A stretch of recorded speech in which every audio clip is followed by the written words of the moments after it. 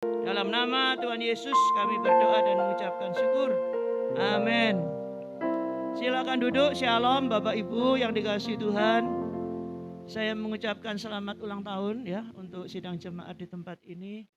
Kita akan membaca pada saat ini 1 Timotius 4 ayat yang ke-16.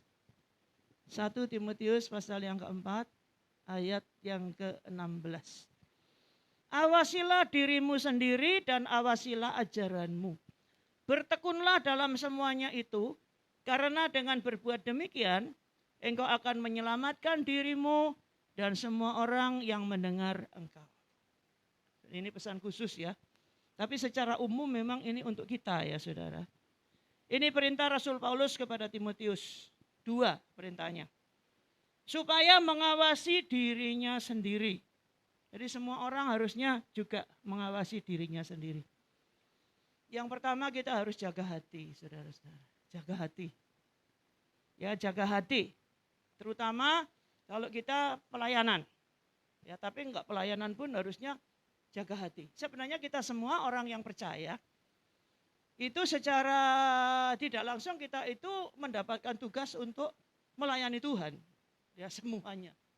Karena cuma ada dua macam hamba saja. Kalau saudara tidak menjadi hamba Tuhan, saudara menjadi hamba satunya itu. Cuman itu. Ya, jadi kalau begitu saudara percaya kepada Tuhan Yesus, harusnya itu saudara melayani Tuhan. Di bidang saudara masing-masing. Ya, di pekerjaan, di sekolahan, ya, semuanya itu harusnya melayani Tuhan. Dan untuk pelayan Tuhan, jaga hati. Terutama gembala ya, pekerjaan gembala memang nggak ringan ya, tidak ringan. Meskipun asik saudara.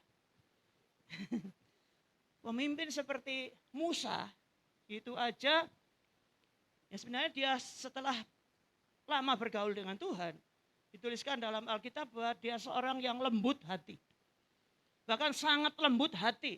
Itu bisa terpancing emosinya ya saudara, Musa itu. Bisa kemudian marah. Karena rakyat yang dia pimpin. Ya, ada banyak orang, semakin banyak nanti jemaat itu semakin banyak macam karakter, ya sifat, temperamen. Dan ini memang butuh yang namanya kesabaran untuk ngomong, untuk menggembalakan.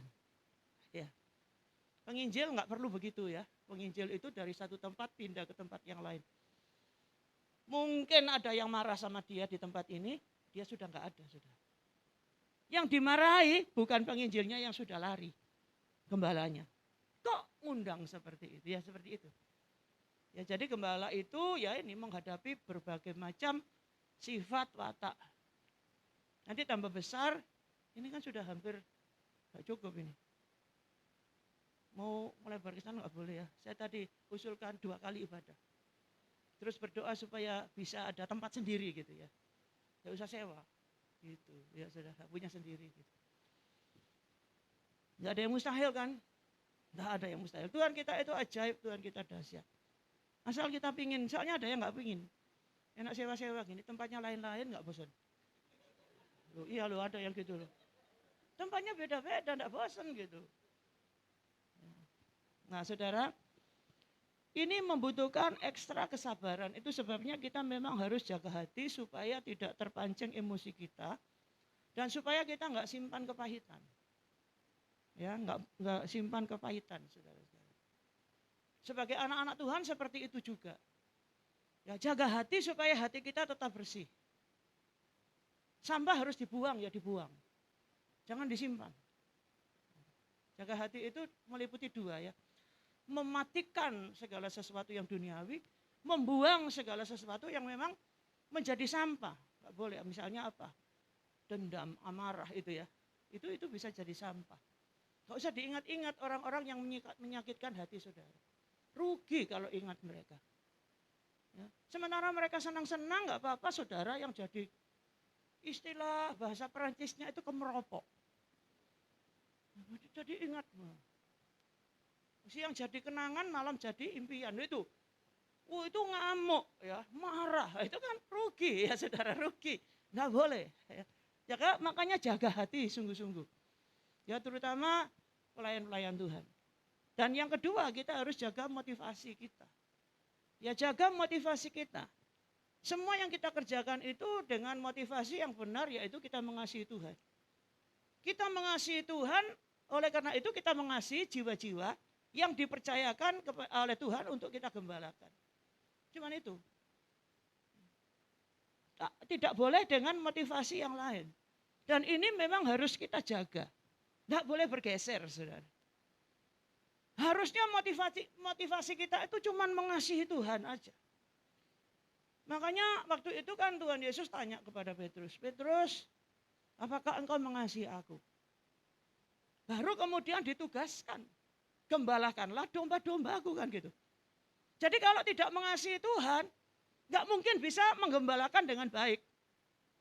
Nggak bisa, saudara-saudara. Karena syaratnya adalah mengasihi Tuhan sungguh-sungguh. Karena kita mengasihi Tuhan sungguh-sungguh, kita bisa mengasihi orang lain gitu.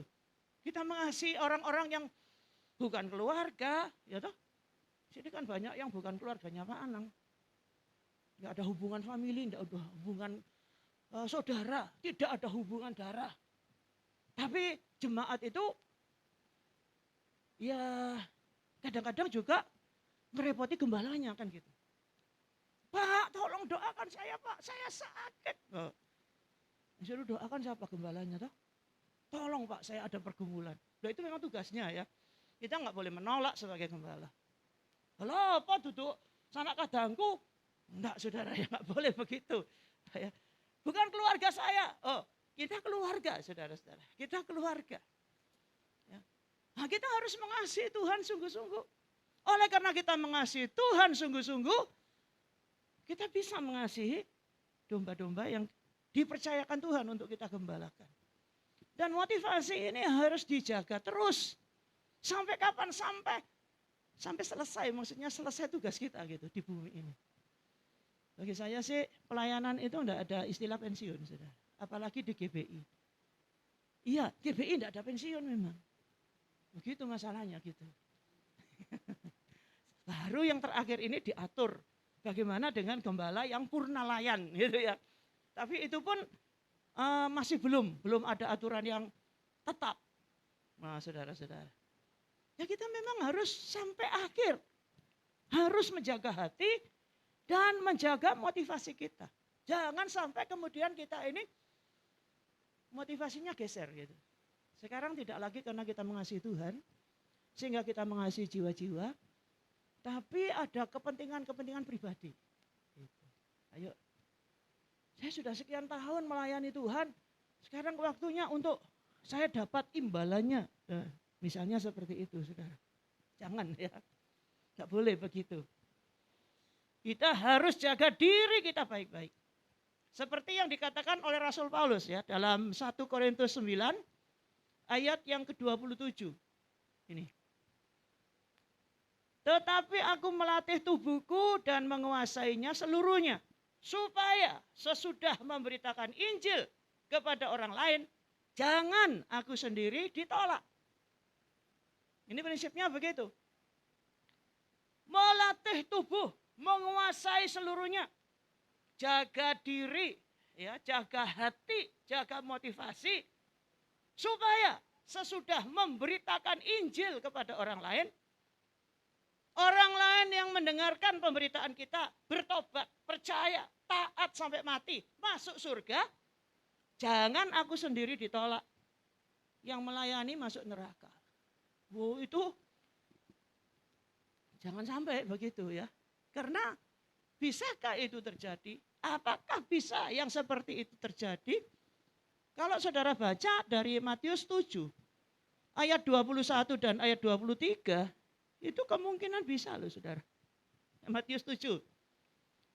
Ayat 21 sampai 23. Bukan setiap orang yang berseru kepadaku, Tuhan, Tuhan, akan masuk ke dalam kerajaan sorga. Melainkan dia yang melakukan kehendak Bapakku yang di sorga. Pada hari terakhir banyak orang akan berseru kepadaku, Tuhan, Tuhan, bukankah kami bernubuat demi namamu dan mengusir setan demi namamu dan mengadakan banyak mujizat demi namamu juga, pada waktu itulah aku akan berterus terang kepada mereka dan berkata, aku tidak pernah mengenal kamu. Enyahlah daripadaku kamu sekalian pembuat kejahatan. Kan tragis saudara kalau seperti ini. Ini bukan orang sembarangan tentunya. Ya, berseru kepada Tuhan, selalu berdoa ya saudara-saudara. Kemudian melayani Tuhan. Melayani Tuhannya juga dengan kuasa ini. Bernubuat demi namamu, kayaknya ini malah golongan kita ini saudara-saudara. Bernubuat, mengusir setan. Ya, ini gereja-gereja golong aliran Pentakosta ini, termasuk GBI di situ itu. Iya toh? Gereja lain kan enggak ada nubuat itu. Apa itu? Ya, bahasa-bahasa roh. Bahasa yang dimengerti gitu ya. Bahasa-bahasa apa itu gitu. Terus mengusir setan. Ya, kita kan biasa nengking-nengking juga, saudara-saudara. Dalam nama Yesus, setannya pergi. Ayo ngaleh setan semua. Nah, itu gereja-gereja yang mainstream itu enggak ada yang kayak gitu. Doanya sudah tertata. Berdoanya bisa di dalam liturginya itu sudah ada doa. Bisa diucapkan bersama-sama. Kusuk. Ya ibadahnya yang namanya itu enggak ada saudara-saudara. Ya cuman kayak begini aja. Atau bukan keyboard juga, biasanya piano. Tenang ya toh. Ya tenang. Kalau kita kan agak apa ya saudara. Ya, itu memang gaya-gayanya gereja-gereja model kita ya saudara-saudara. Ya. Ngusir-ngusir setan. Ada nubuatan. Nah, mendengarkan suara Tuhan. Gitu. Nah, terus ini. Mengadakan banyak mujizat demi nama Tuhan. Yang di luar sana malah mengatakan mujizat itu sudah enggak ada. Itu hanya berlaku dulu. Begitu. Karena Alkitab ini sudah komplit. Sudah enggak perlu lagi yang begitu. Kalau kita kan masih saudara-saudara. Kalau kita masih. Ya kita percaya bahwa Tuhan kita itu adalah pembuat mujizat dan tanda heran. Sampai hari ini. Kan gitu. Terus pada akhirnya nanti Tuhan katakan aku enggak pernah kenal. Nah, saudara ini waduh. Saya baca kayaknya ini pendeta GBI ini saudara-saudara. Lo kan bahaya kalau seperti ini. Ya kan? Orang yang kita injili masuk surga, orang yang kita layani masuk surga, mereka mungkin berterima kasih atas pelayanan kita sendiri ditolak. Ditolak ini. Karena apa? Tidak melakukan kehendak Bapa. Motivasinya bergeser, itu bisa membuat kita ditolak, saudara-saudara. Makanya kita harus jaga hati. Ya, jaga dirimu, awasi dirimu sendiri. Gitu. Yang tahu hati kita siapa? Kita sendiri. Orang paling dekat aja nggak tahu kok. Ya, toh? Senyum kita itu bisa 1000 arti, saudara-saudara. Ya, toh? Bisa begitu. Ya. Kita sendiri yang tahu. Dan Tuhan yang tahu. Itu sebabnya apa yang dikatakan oleh Paulus ini penting ya. Paulus ini menasihatkan Timotius anak rohaninya. Awasilah dirimu sendiri. Awasi dirimu. Hati-hati. Jaga hati dengan sungguh-sungguh. Jagalah hatimu dengan segala kewaspadaan. Dari situ terpancar kehidupan. Jaga motivasi kita. Yang kita lakukan ini kehendak Tuhan atau bukan? Kalau kehendak Tuhan untuk kemuliaan Tuhan. Bukan untuk kemuliaan diri. Itu saudara-saudara. Kita lakukan karena kita mengasihi Tuhan. Kita mengasihi jiwa-jiwa. Supaya nama Tuhan dimuliakan. Bukan nama kita. Bukan nama gereja kita. Bukan nama sinode kita juga. Biarlah nama Tuhan yang dipermuliakan. Gak boleh sombong. Intinya itu aja. Diputer-puter. Tapi intinya jangan sombong. Ya, gitu aja. Tidak boleh ada sedikit pun kita apa? Mencuri kemuliaan Tuhan. Itu loh saudara-saudara. Segala kemuliaan hanya bagi Tuhan. Ya biarlah dia semakin bertambah, aku semakin tidak kelihatan. Itu katanya Yohanes Pembaptis, dan itu cocok. Itu tepat. Ini seperti ini yang dikehendaki oleh Bapa. Demikian juga Tuhan Yesus. Apa yang Tuhan Yesus lakukan, semuanya untuk mempermuliakan Bapaknya. Nah, saudara, bukan untuk kemuliaan diri, bukan. Ya. Bapak yang mempermuliakan Yesus, saudara-saudara. Tapi apa yang Tuhan Yesus lakukan itu untuk mempermuliakan Bapa. Makanya pada waktu diuji oleh iblis, kalau engkau anak Allah, ayo coba praktek. Ya coba praktek. Bisa enggak kamu buat mujizat? Dia enggak lakukan, saudara-saudara. Ngapain? Ayo kalau engkau anak Allah, katanya kalau engkau anak Tuhan, kalau engkau pengikut Yesus, minum racun tidak mati. Ayo coba. Oh ya enggak begitu. Ya, bukan tidak berani, tapi untuk apa? Begitu pemikirannya, harusnya begitu. Ya, bukan untuk kita membanggakan diri kita. Bahwa kita ini anak Tuhan. Minum baik kok enggak mati. Enggak begitu saudara-saudara. Ayat itu mengatakan bahwa Tuhan akan menolong kita. Ya, jadi pada saat-saat dalam bahaya, kalau memang Tuhan tidak kehendaki kita mati ya saudara. Tuhan akan menolong kita.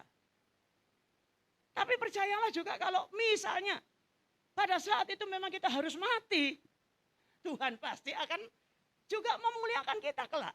Kan gitu saja. Seperti Sadrak, Mesak, Abednego. Kalau dia mau, ya kalau dia bisa menolong, dia pasti menolong. Kalau tidak, ya seandainya tidak, seandainya dia memang harus mati. Oleh karena tidak mau menyembah patung, ya saudara-saudara. Mereka tetap tidak mau menyembah patung. Itu prinsipnya begitu. Ya. Saudara-saudara, Tuhan Yesus tidak mau mengikuti provokasi dari iblis. Engkau anak Allah. Kalau engkau anak Allah, ayo turun, jatuhkan dirimu. Ya. Orang sini bilang, lah apa? Iya toh? Kalau sudah minum racun, lah apa? Setrop enak kok. Kan gitu. Jadi sekali lagi semuanya untuk kemuliaan Tuhan. Tidak boleh ada motivasi yang lain. Ya, semuanya untuk kemuliaan Tuhan. Bukan untuk kemuliaan nama kita. Ya. Yang kedua, awasilah ajaranmu. Ya, awasilah dirimu, awasilah ajaranmu. Saudara, penting untuk berpegang pada ajaran yang benar supaya bisa mengajar dengan benar, gitu ya. Mengajarkan yang benar. Pedoman kita satu-satunya Alkitab. Alkitab adalah firman Allah. 1 Timotius 4 ayat sebelumnya, ayat 3 sampai ayat 15. Sementara itu sampai aku datang, bertekunlah dalam membaca kitab-kitab suci, dalam membangun dan dalam mengajar. Jangan lalai dalam mempergunakan karunia yang ada padamu, yang telah diberikan kepadamu oleh nubuat, dan dengan penumpangan tangan sidang penatua. Perhatikanlah semuanya itu, hiduplah di dalamnya, supaya kemajuanmu nyata kepada semua orang. Nih, Paulus menasihatkan kepada Timotius untuk bertekun dalam membaca kitab-kitab suci. Ya, zaman itu kan masih ada perjanjian lama saja ya. Jadi mari kita tetap tekun baca Alkitab, saudara-saudara. Baca Alkitab dengan tekun dari awal Kejadian sampai Wahyu. Kalau sudah selesai ya dibaca lagi gitu. Alkitab, pegangan kita, pedoman kita. Kemudian kalau di sini disebutkan jangan lalai mempergunakan karunia. Ya, saya rasa sampai hari ini pun aliran gereja kayak kita ini pun kita harus mengobarkan karunia itu dan menggunakannya. Semuanya untuk kemuliaan Tuhan. Ya, untuk kepentingan bersama, untuk kemuliaan Tuhan.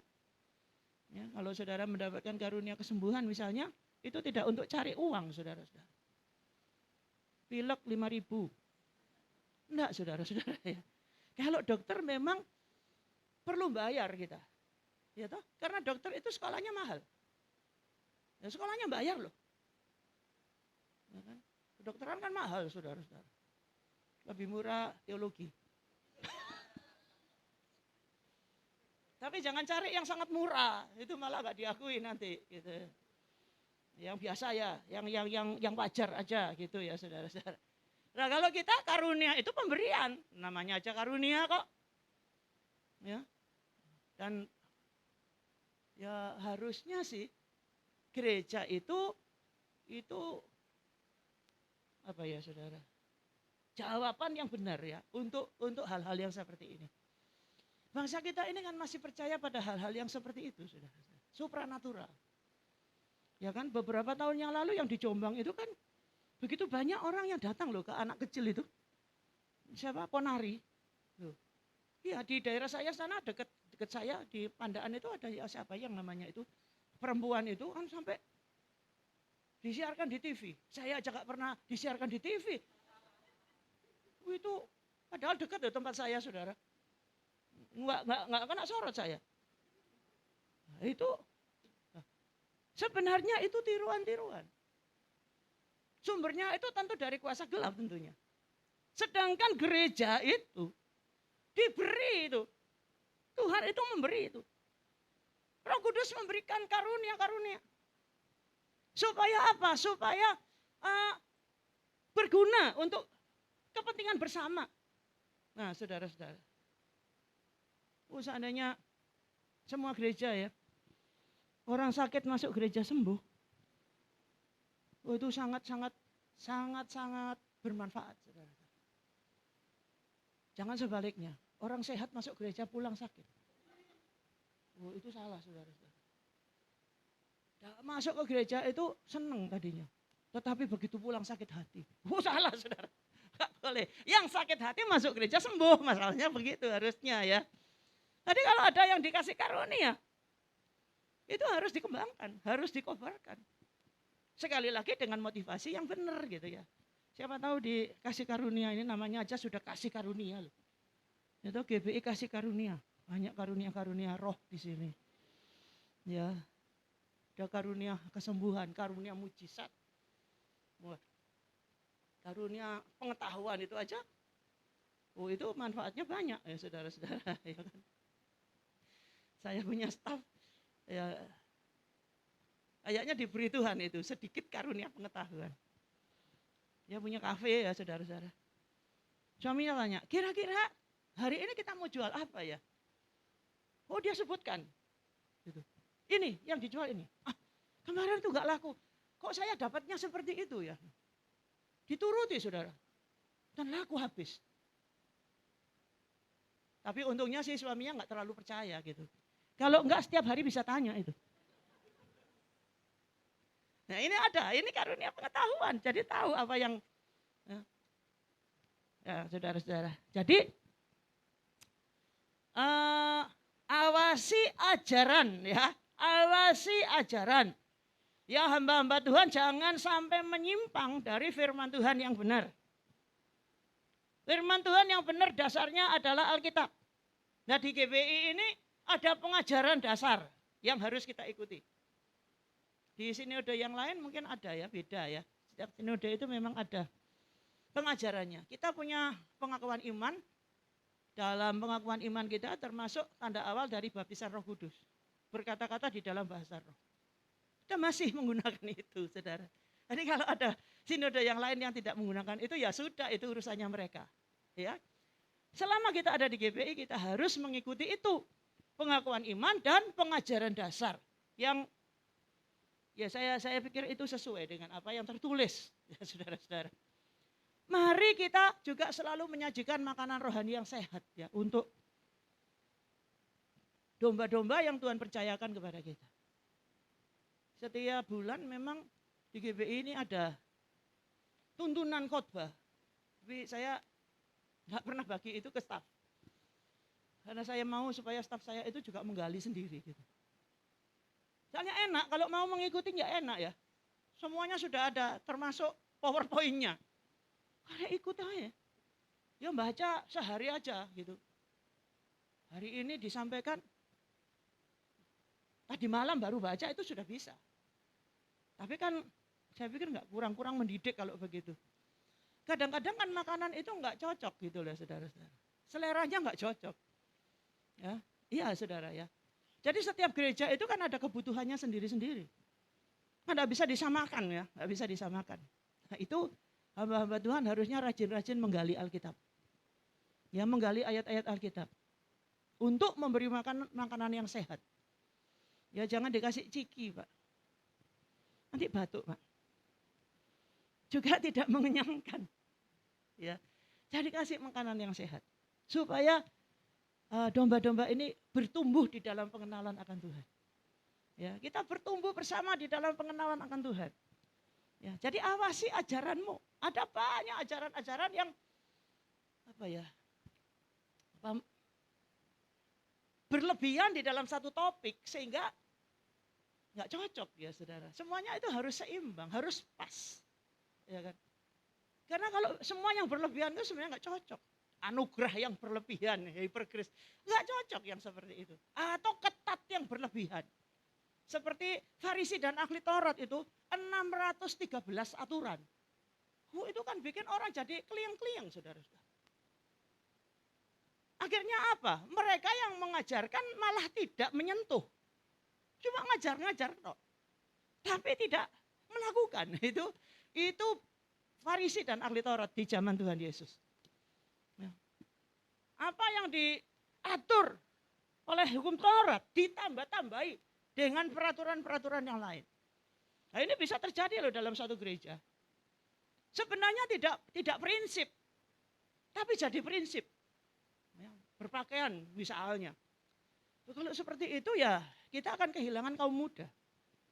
Ya, iya, karena kaum muda itu nggak terlalu suka diatur, bener nggak? Iya toh? Iya nggak? Ayo, kalau main musik harus begini, harus begini, harus begini. Lama-lama kita kehilangan itu. Ya. Atau kita mengikuti pola lama, ya pola lama. Kalau ke gereja pakaian putih, semua putih. Oh, itu zaman dulu ya saudara. Harus bawa Alkitab. Itu juga tidak diharuskan loh. Karena kan ada Alkitab. Bawa segini ini saya termasuk orang kuno. Bawa segini ini bagi kaum muda. Itu tidak bisa ditaruh di saku. Tidak bisa saudara-saudara ya toh. Nah, jadi harusnya seimbang. Ya, seimbang saja. Nggak boleh berlebihan ya. Terlalu saleh nggak boleh, terlalu fasik nggak boleh juga toh. Terlalu saleh itu gini, kayaknya dia itu yang benar sendiri. Gereja lain itu salah. Itu nggak benar itu ya, saudara yang begitu itu nggak benar. Ya, kita ini masih dalam proses, ya, belum sempurna, saudara-saudara. Makanya kita hidup supaya kita terus menjalani proses itu. Sampai pada akhirnya kita menjadi seperti Yesus. Nah itu. Jadi kita sadar bahwa GBI pun banyak kekurangannya. Ya. Sinode kita pun banyak kekurangannya. Tata gereja kita yang baru ini, saya perhatikan, saya amati, waduh itu nanti akan ada banyak hal ya yang jadi bingung kita. Ya, tapi nanti akan disusuli dengan petunjuk pelaksana. Ya mestinya kalau yang bagus itu kan nggak sampai seperti itu. Ya, tapi ya sudahlah ya saudara. Tidak mudah juga untuk nyusun tata gereja. Nyusun tata kerja yang cuma sedikit aja. Mumet kok, apalagi tata gereja yang tebal. Ya untuk ngatur orang banyak. Oke saudara-saudara, jadi mari kita belajar untuk ikut di dalam ajaran yang benar. Ajaran yang sehat. Begini ya, ajaran yang benar itu akan membuat kita menjadi lebih baik. Gitu, tandanya itu. Ajaran yang membuat kita tidak lebih baik, itu dipertanyakan ini benar apa enggak. Ajaran yang benar itu pasti akan membuat kita lebih baik, saudara-saudara. Tidak membuat kita ya sama, enggak saudara. Membuat kita akan lebih baik. Itu yang kedua ya, awasi ajaranmu. Ya, saya percaya kalau di sini pasti diajarkan hal-hal yang benar, ya. Saudara nggak diajari nyolong, saudara tidak diajari berontak, gitu ya.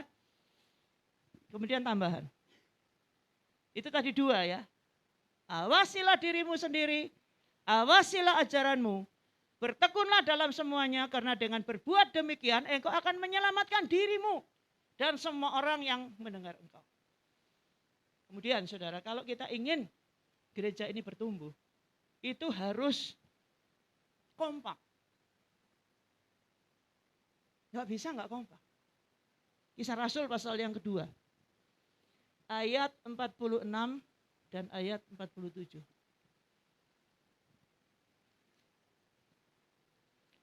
Dengan bertekun dan dengan sehati, mereka berkumpul tiap-tiap hari dalam bait Allah. Mereka memecahkan roti di rumah masing-masing secara bergilir dan makan bersama-sama dengan gembira dan dengan tulus hati sambil memuji Allah. Dan mereka disukai semua orang.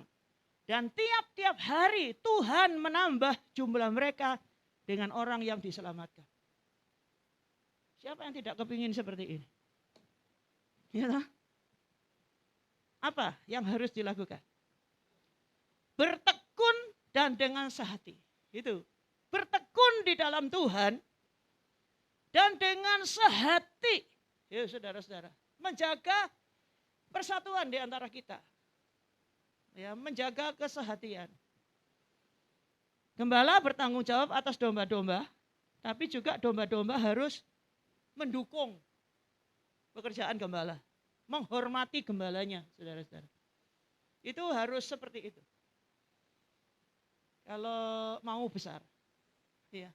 Kalau mau ditambah-tambahkan Tuhan jumlah kita dengan orang-orang yang diselamatkan, mari bertekun dan sehati. Tidak memberi tempat pertikaian, perselisihan. Perbedaan sih pasti ya saudara-saudara. Malah itu memperlengkapi ya perbedaan. Perbedaan itu memperlengkapi kita. Sebab kalau kita sama semua itu justru kacau. Taruhlah semua laki-laki wajahnya sama. Bayangkan itu aja. Semua wanita wajahnya sama. Saudara bingung loh. Istriku ini yang mana? Suamiku yang mana? Ayo kalau sama semua loh. Wah Tuhan kasih perbedaan ini, itu sebenarnya anugerah. Ya, ada perbedaan-perbedaan pendapat, perbedaan-perbedaan pemikiran, itu memberkaya saudara-saudara. Saya start dengan 70 orang di tahun 91, menggembalakan 70 orang. Ya, yang saya terapkan yang seperti ini, mari kita kompak, ya, mari kita kompak. Dan waktu itu sih kepinginnya saya supaya tidak apa ya, berpikir untuk saling bertikai. Mari kita bangun, mari kita membangun. Tujuannya gitu. Sebenarnya tujuan saya itu mengalihkan perhatian saudara-saudara. Mari kita bangun. Ya, gerejanya waktu itu kecil. Gimana caranya kita bangun? Ya. 91 pindah, 92 ada pelebaran jalan, kita bangun. Habis gitu Tuhan tambah-tambahkan ya. Tuhan tambah-tambahkan dengan lebih banyak jiwa, nggak cukup lagi. Gimana caranya? Ayo kita bangun. Gitu saudara-saudara. Ya meskipun memang ternyata terjadi juga ya. Adanya masalah sehingga ada yang keluar ya. Ya sudah gitu. Cuman kita tetap jaga hati gitu. Meskipun keluar ya, kalau bisa sih tetap di GBI gitu, sama-sama. Ya, tapi ya nggak boleh, ya itu tadi simpan kepahitan, nggak boleh. Ya. Kalau tidak bisa bekerja sama, mari kita sama-sama bekerja. Gitu aja, ya toh. Ya, gitu aja. Apalagi sama-sama di GBI. Ada pertemuan kan ketemu. Masa ada pertemuan? Semua nggak bisa, saudara itu. Ayo jaga hati, nggak boleh marah, ya toh. Ada yang pindah juga gereja lain. Ya saya anggap begini, ya nggak apa-apa lah, anggap aja pendidikan. Ya pendidikan itu ada tingkat-tingkatannya. Mungkin saya ini playgroup misalnya. Kalau naik ke TK ya mungkin harus pindah. Gitu. Oh terlalu merendah ya, ojo TK, ojo playgroup. SMP misalnya. Tuh naik SMA, aku tuh pindah, gitu kan. Ya gitu saja saudara-saudara, nggak sakit hati. Ya gini, banyak yang pamit juga. Saya bilang nggak apa-apa. Jadi yang penting ya saudara tetap beribadah di sana, saudara bertumbuh di sana. Begitu. Jadi nggak apa-apa ya Bu, enggak. Direstui Bu, tak restui. Ya gitu aja ya saudara-saudara, masa dimarahi. Oh, kamu nggak ingat ya? Dari sekolah minggu kamu di sini. Masa sekarang nanti bingung orangnya saudara. Iki ibu, iki boleh. Wah kan repot saudara ya toh. Ya sudah, apalagi misalnya di saya itu taruhlah SMA. Oh dia harus naik lagi gitu ya. Naik lagi. Karena mungkin khotbah-khotbah saya sedang tidak memenuhi kebutuhannya. Harus lebih perguruan tinggi. Ya udah silakan. Kan? Itu aja. Enak kok saudara-saudara. Enak Pak. Enggak sakit hati Pak. Jadi saudara kalau mau besar, mari kompak. Dukung pelayanan dari Pak Anang. Ya. Mari kompak. Ini ada ayat ini untuk jemaat. Ibrani pasal yang ke-13. Ayat yang ke-17. Ibrani 13 ayat 17. Taatilah pemimpin-pemimpinmu dan tunduklah kepada mereka. Sebab mereka berjaga-jaga atas jiwamu. Sebagai orang-orang yang harus bertanggung jawab atasnya. Dengan jalan itu mereka akan melakukannya dengan gembira. Bukan dengan keluh kesah. Sebab hal itu tidak akan membawa keuntungan bagimu. Kita sebagai jemaat, mari taat ya. Antara taat dengan tunduk memang sedikit beda ya saudara. Tunduk itu memang kewajiban ya, harus menghormati. Menghormati. Kita harus menghormati otoritas, ya harus. Itu mutlak itu. Tetapi taat itu gini. Kita taat selama pemimpin kita itu mentaati Tuhan. Ya. Kalau toh ada mungkin instruksinya itu yang nggak cocok ya. Itu memang ya boleh bargaining ya saudara. Kita boleh tawar itu gitu. Tapi kita harus tunduk. Tunduk.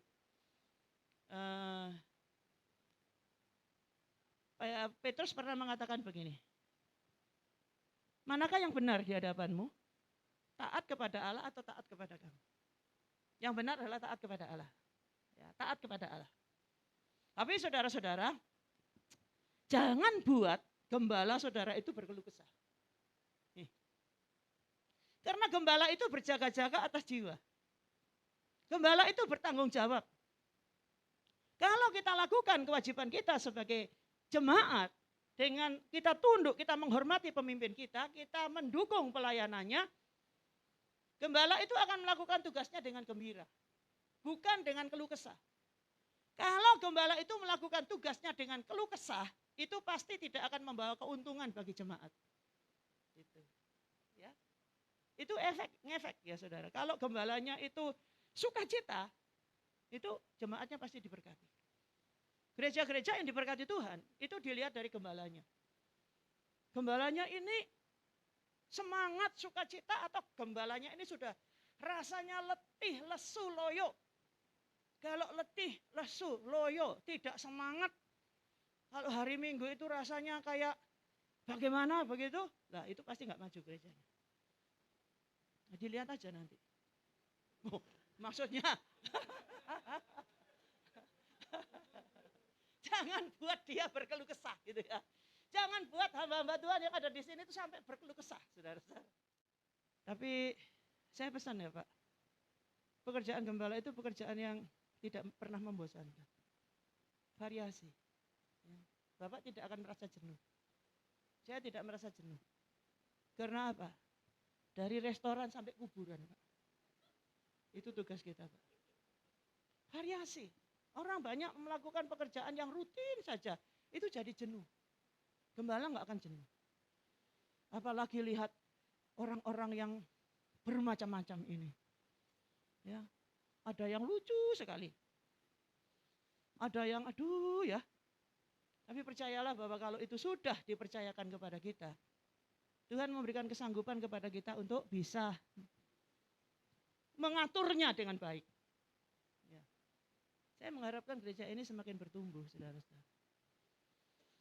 Ya, dan itu tidak hanya urusannya dengan gembalanya, tetapi juga dengan jemaat. Ya. Dan mari kita kompak agar supaya Tuhan semakin memberkati kita dengan lebih banyak jiwa-jiwa. Ya, setuju? Ya, mari saling mendukung, ya, saling mendukung. Ya.